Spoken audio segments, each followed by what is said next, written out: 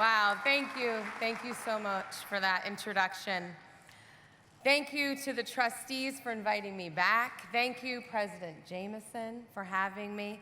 Congrats to you on being named full-time university president, a job nobody in the world wants right now.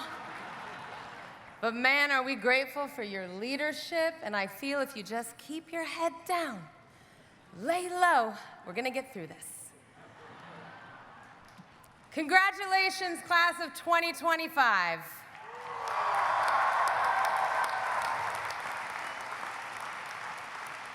Good morning to the family, friends, parents, grandparents, caregivers, faculty, and my fellow nominees, honorees,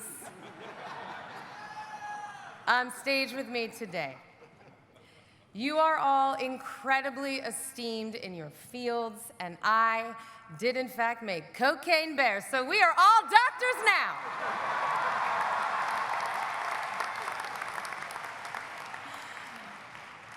Dr. Howe, in case you missed it, we call you Light Lady, my friends and I. Light Lady over here can literally stop light like a real-life superhero. But she's Ant-Man. But it's me, Dr. Elizabeth Banks, who's been asked to address you today, presumably because I have been cast as an oversexed alcoholic multiple times. That's made me more relatable to all yous. And because fellow alum John Legend already did it, now he may be an EGOT, but I have 3 MTV Movie Awards. For all you young people, MTV stands for Music Television, so obviously they gave out awards in film. As you know, I am a proud Penn alum. College 96.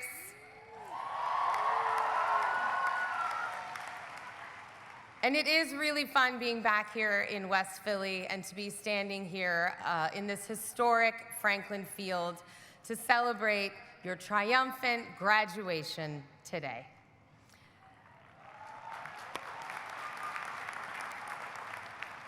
Last night I hit up the Wawa, I walked down Locust, past the dueling tampons, which I heard they might paint white, as if that was somehow less tampon-y.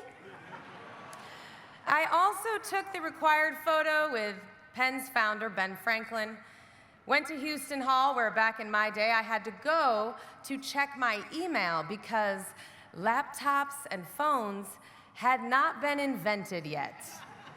Now I know what you're all thinking, but Elizabeth, you look so young. Like a person who's always had email, but no. I communicated through the actual mail, and if I sent a picture, it looked like actual me. Speaking of people who don't have email, I invited my parents here today.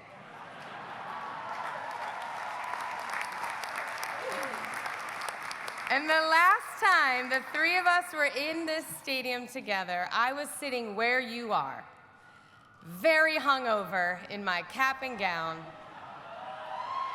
which I wore over a black bikini because it's hella hot on this field. So I know what you're all most worried about right now. How do you pronounce Schuylkill? Will I have to explain to strangers that I graduated from not Penn State? And what will I take away from this experience besides good friends and HPV? Well, I'm going to do my best to tell you, and like my career and our economy, this commencement speech will be a little all over the place. But I am a Penn success story, and since I'm also an actress, I'll just start by talking about me. I was a voracious learner here. I was gonna get every penny's worth of my tuition.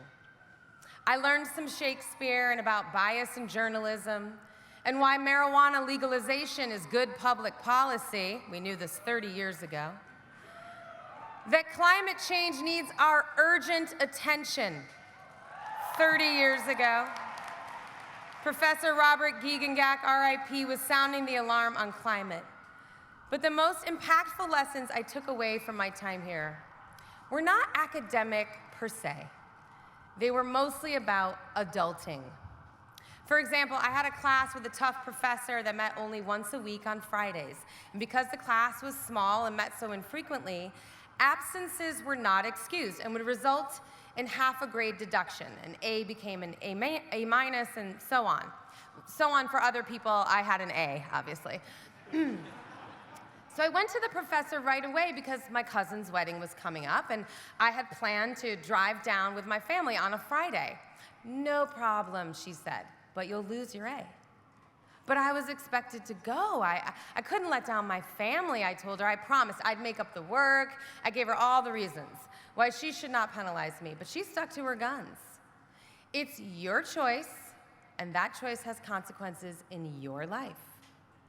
I mean, it felt impossible what she was asking. My GPA versus my family? How could I choose between the two? I basically gave it the same weight as Meryl Streep deciding which kid to turn over to the Nazis.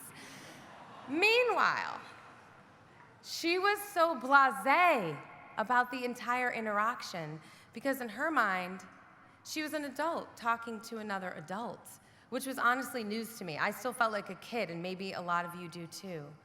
But she was telling me, no, you're an adult, you have agency, which is a really powerful thing to tell a young person. You are in control of your life. And also, you're not entitled to anything, and yeah, that second one, it does kind of suck.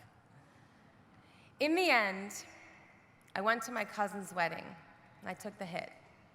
I drove to Tennessee with my family, including my grandmother, who sat in the middle seat for 7 hours. I had a wonderful time. My Grammy passed away soon after, and my cousin, just a few years older than me, she's gone now too. I have never regretted that choice. I didn't graduate summa cum laude, and that's never come up, not once. The profound lesson I learned through all this was that our values conflict sometimes, and it's making choices in those moments that help you clarify who you are and what you value in this world. And that's adulting. It's not just cleaning your hair out of the drain of a shared shower or sink, which you should absolutely do. It's the series of decisions you make when your values conflict, GPA or family, creativity or security, loyalty or personal growth, love or money. Your path is guaranteed to be paved with these decisions. You graduates are entering the world at an incredible time in human history. We are on the exponential curve now, baby. We're going straight up.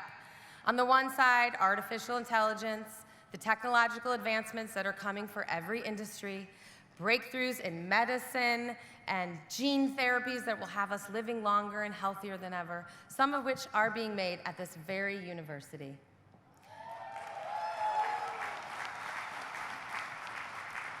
Meanwhile, on the other side, we have income inequality, climate change, and fascism straight up. So your generation must root out and continue to solve the real problem in this world. And let me tell you, it has nothing to do with the color of our skin, the ability of our bodies, the gender on our birth certificates, or what religion we practice, and everything to do with money. The real division in this country, in this world, now more than ever, it's economic. And to be clear, there's plenty of money. It's just concentrated very, very, very far away from the bank accounts of most people. And we can't solve most problems without access to some of that capital. The artist de Kooning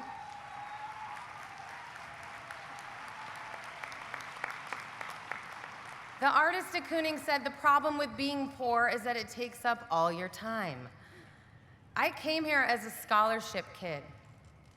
First gen, loaded up with Pell Grants, work study, which is actually quite isolating. I never went on a spring break. I never studied abroad. I never had an unpaid internship. I needed all my time to be billable. I was privileged to look like a rich girl, a city girl, a girl who had ridden in a yellow taxi and should rush tabard, but no. I had, in fact, never ridden in a yellow taxi and should be a tri-delt. I found a rusted 10-speed bike in the basement of a frat house, tuned it up, rode it around for 3 years, and left it unlocked on 40th and Irving the day I graduated. Why was I in the basement of a frat house? You know why. The point is, I didn't come to Penn to pursue a career in the arts. I came here to use the best tool for class migration that's ever existed, higher education.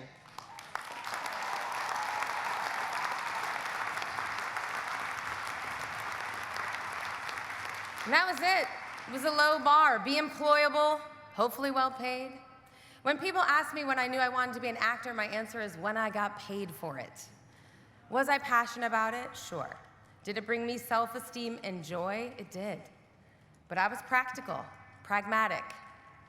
But during my time here, I began to think differently. I was in control of my life. And I was working hard to build the confidence, the life skills, the connections, and the grit to believe success at anything I devoted myself to was possible. Now, some of you know this already, but for those who don't, today represents an amazing achievement for sure. But what you're all getting today is not just a diploma, but a safety net. And I don't just mean the Ivy League degree. Nobody here, not a single one of you, got to this ceremony alone, me included. Somebody encouraged you, loved you, bandaged your skin knee, fed you, taught you. All of that support, that's your safety net too. And your job from here on out is to pursue anything and everything that scares you with absolute vigor because you have that safety net. Here's what I did with mine. Yeah, good job, parents. When I got accepted to drama school to pursue an acting career, the most impractical dream there is, despite a prohibitive cost, I went. And after drama school, when I went to New York City and got offered a 2-year contract on a soap opera that would have paid all my student loans and then some, I said, you know, if I can get that today, I'd like to see what I can get tomorrow. Because money was suddenly a value I didn't always have to choose. I could invest in myself. But full disclosure, after turning down all that money, I did call my mom from a payphone and cried hysterically. And for the young people, a payphone is a public phone that's mounted to a wall or a box sometimes that you put coins in to make a call.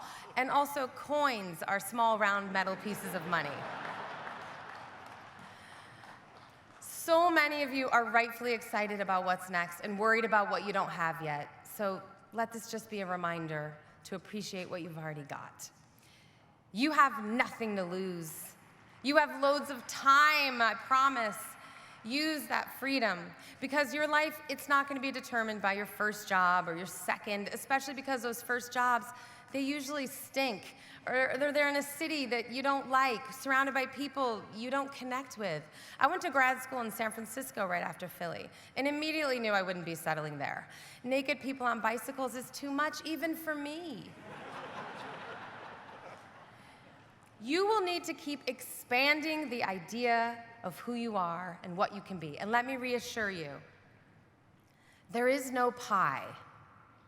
You all left incredibly competitive high schools to enter this incredibly competitive university or graduate program, and you're about to enter the incredibly competitive job market. So I can understand why you believe that life is a zero-sum game, that there's only so much opportunity to go around. And if one person takes a bigger slice, everyone else has to take a smaller slice, and the total size of the pie remains the same. And that is true with actual pie. But not with life, not with opportunity. So my advice to you is, as much as possible from here on out, take yourself out of that mindset.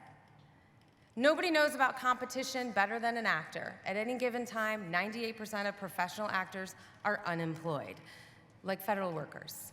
So when I didn't get my slices of pie, and there were lots I didn't get, I baked my own. In fact, I made cupcakes, cookies, brownies too. Is this a confusing metaphor? Yeah, kinda. It maybe sounds like I was baking all the time, but also couldn't afford the ingredients. So what I mean is this.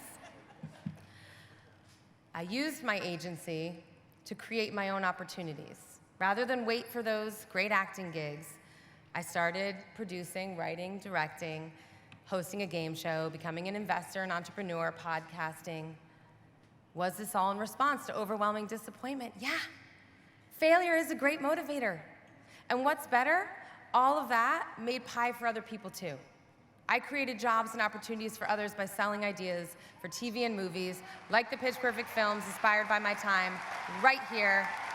You can ask Pen Masala, who sang in Pitch Perfect 2.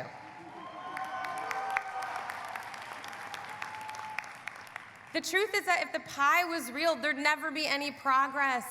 People who didn't get their slice would do what? Accept it? Many do, and their lives stay small. Blame someone else? Ooh, that's petty.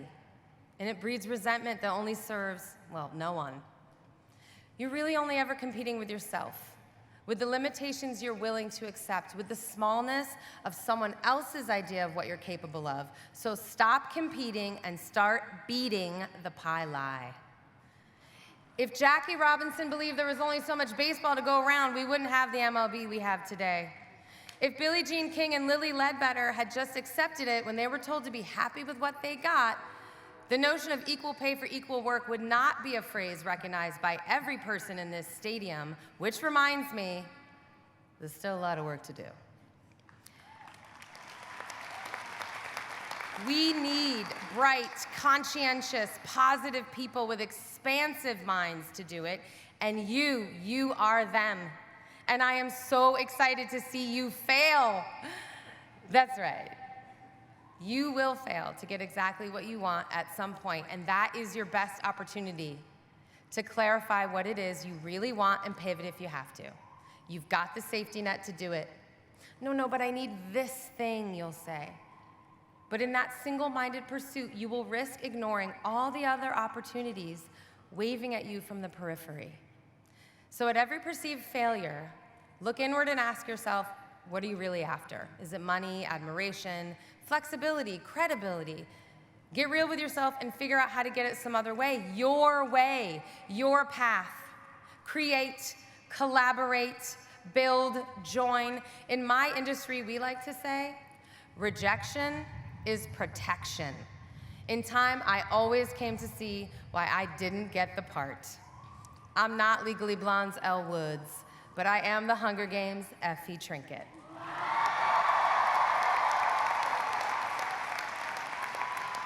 And here's the thing about Effie. Effie was protected by a system she propped up, promoted, and collaborated with until she was overcome by empathy for Katniss and Peeta, who were unfairly treated by that same system, and she ended up in a bunker helping the revolutionaries. But that last part wasn't in the books. It's in the films because of what I brought to Effie. An emotional arc, a dash of empathy, a crush on Haymitch, and I wore the hell out of those costumes. In short, I didn't accept anybody else's idea of what I could do with that part, not even the author who created her. Thank you, Suzanne. I took my opportunity, my little slice of pie, and I did more with a limited role, which rewarded me not only with a better part, but 6 years of guaranteed work that meant I could afford to start my family and pursue a directing career. In short, I built myself another safety net. So be on the lookout for them and use them wisely. Benjamin Franklin himself did not dream this big when he founded this place. He laid out some ideals, and each successive generation has improved upon them. Penn is a place of progress. I am that progress. A working class girl whose parents didn't go to college, who waitressed for a decade, who persistently built her success with hard work, guts, a cup of ambition, and whatever else Dolly Parton sings about. And if you don't get that reference, young people, please watch 9 to 5, as it's hilarious. sadly all too relevant today. Class of 2025, you are that progress now. Harvard has her crimson and Yale her colors too. But dear old Pennsylvania has her red and blue and every other color too. And we are better for it. And it is the future. Because the problems of this world, that exponential curve, it will take all of us, everyone, to solve them. So we need to spread the wealth. We need to invite more people to the solutions party, not less. All right, I've got two more quick things, and then we're all going to go day drink.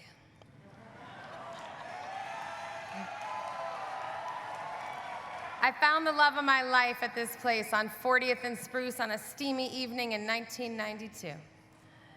I've compared every potential partner to him since, and well, he just keeps winning. He is my true safety net. And that's my relationship advice. Find the person who gives you the confidence to do it all scared.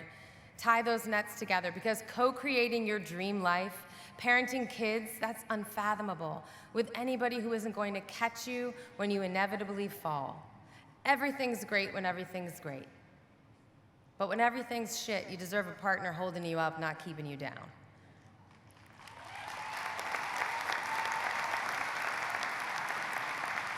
And finally, you're gonna make mistakes, and you deserve to learn from them. They shouldn't derail your hopes and dreams, which is why the last thing I want to leave you with is this. The biggest derailment to the future you want to build is irresponsible ejaculation. Now I know all the doctors on this stage with me agree that that is the cause of all unwanted pregnancy. You, all of you, women and men, you deserve to be able to determine whether, when, and with whom you become a parent, which is the greatest responsibility you will ever undertake. So remember to wrap it up. Keep abortion legal. Trust me, access to reproductive health care is the ultimate safety net. Not only does it save lives, it is your insurance policy to a fun, healthy, successful, liberated, relationship-positive life that I know you have all worked so hard for, pun intended. Congratulations, Quakers, class of 2025. Thank you, and may the odds be ever in your favor.